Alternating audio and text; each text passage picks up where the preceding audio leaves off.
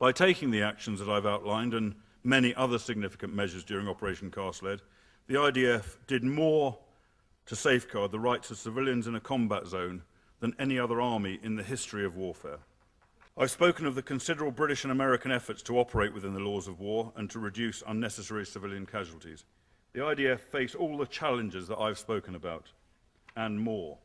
Not only was Hamas's military capability deliberately positioned behind the human shield of the civilian population, not only did Hamas employ the range of insurgent tactics I talked through earlier, they also ordered, forced when necessary, men, women and children from their own population to stay put in places they knew were about to be attacked by the IDF. Fighting an enemy that is deliberately trying to sacrifice their own people, deliberately trying to lure you into killing their own innocent civilians, and Hamas, like Hezbollah, are also highly expert at driving the media agenda. They will always have people ready to give interviews condemning Israeli forces for war crimes. They're adept at staging and distorting incidents.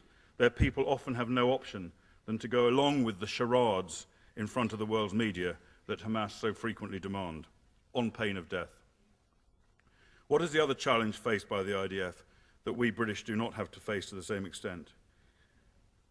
It is the automatic Pavlovian presumption by many in the international media and international human rights groups that the IDF are in the wrong, that they're abusing human rights. So what did the IDF do in Gaza to meet their obligation to operate within the laws of war? When possible, the IDF gave at least 4 hours' notice to civilians to leave areas targeted for attack. Attack helicopter pilots tasked with destroying Hamas mobile weapons platforms had total discretion to abort a strike if there was too great a risk of civilian casualties in the area. Many missions that could have taken out Hamas military capability were cancelled because of this. During the conflict, the IDF allowed huge amounts of humanitarian aid into Gaza. This sort of task is regarded by most military tacticians as risky and dangerous at the best of times. To mount such operations, to deliver aid virtually into your enemy's hands, is to the military tactician normally quite unthinkable. But the IDF took on those risks. In the latter stages of Cast Lead, the IDF unilaterally announced a daily 3-hour ceasefire. They dropped over 900,000 leaflets warning the population of impending attacks to allow them to leave designated areas. A complete air squadron was dedicated to this task alone.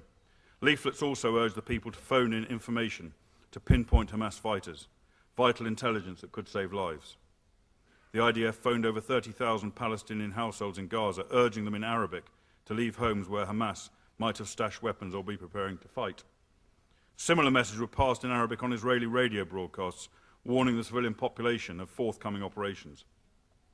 Despite Israel's extraordinary measures, of course innocent civilians were killed and wounded. That was due to the frictions of war that I've spoken about, and even more was an inevitable consequence of Hamas's way of fighting.